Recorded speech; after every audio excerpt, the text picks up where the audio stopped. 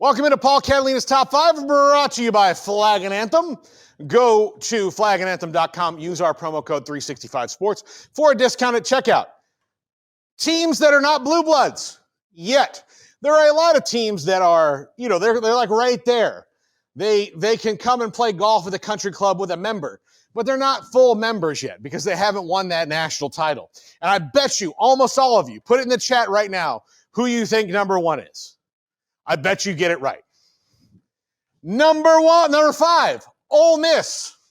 Look, Ole Miss is the furthest out of this category because they haven't really done much in their own conference as far as challenging for the title and that over their history. But lately, under Lane Kiffin, they've been a regular contender. They get close, but you've got to at least win a conference title and get to some playoffs before you're in that club and win a national title. But Lane Kiffin's gotten Ole Miss consistently as close to great as anybody in program history has. So I've put them right here on the outside, although the proof is always in the pudding. They've got to actually do it. Number 4, Michigan State.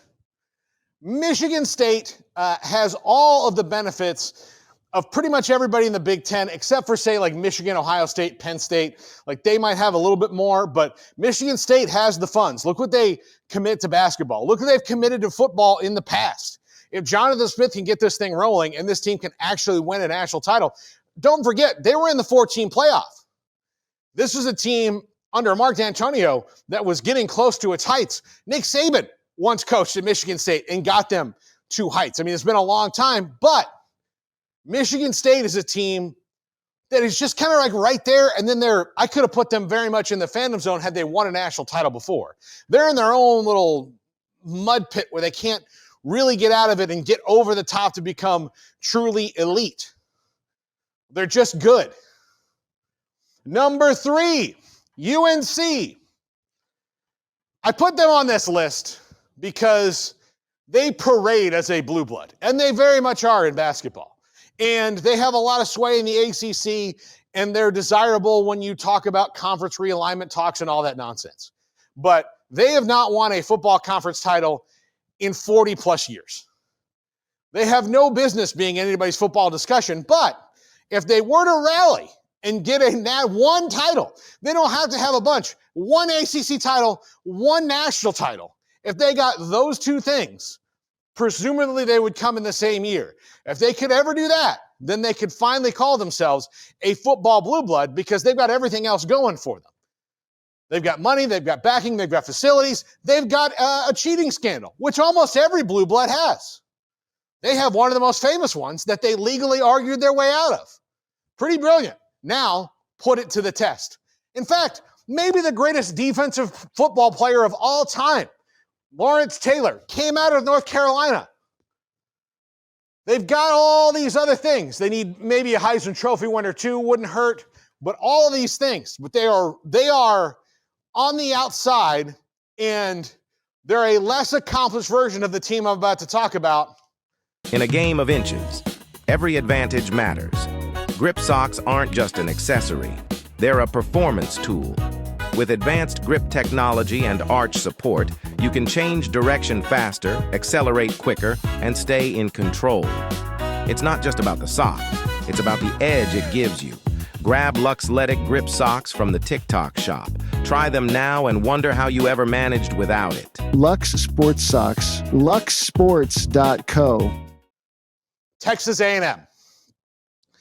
Texas A&M has 0 things that the other blue bloods have. I mean, they don't have.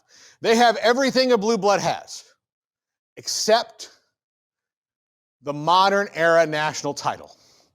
Yes, they won in 1939. Yes, that team was great in 1957. And they've had a couple teams that were, if you took the playoff era and moved it back to some of the great R.C. Slocum teams or Manziel's year, those are teams that probably could have made some runs in a playoff. But since that didn't exist, this is a team that in its greatest years has just rammed its head against the ceiling. And it's not for lack of passion. They're the most passionate fan base you're ever going to find. I mean, they have camp for it to teach you about it before you even take a class for God's sakes. They have the resources. Eventually the world will run out of oil, but not anytime soon. And they have an NIL collective, like all these things that you would think would be right there.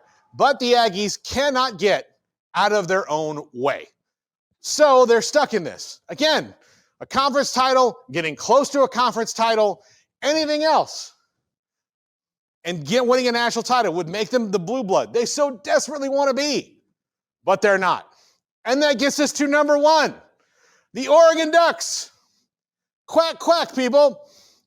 Oregon has been like the hanger-on of the Blue Blood Country Club for the longest time. They've gotten right there, losing the national title game to Ohio State in 2014, the first CFP. Since then, they haven't gotten to the finals, but they've had a ton of really good teams, but no really great teams that have been able to break through and win that. Can they finally do it? Otherwise, they're the most blue-balled of blue bloods ever because they have been really good and really fun. And friggin' Nike funds their program. But they cannot break through and get that title. I have polls to read, or Andrew will kick me jiu-jitsu style right now.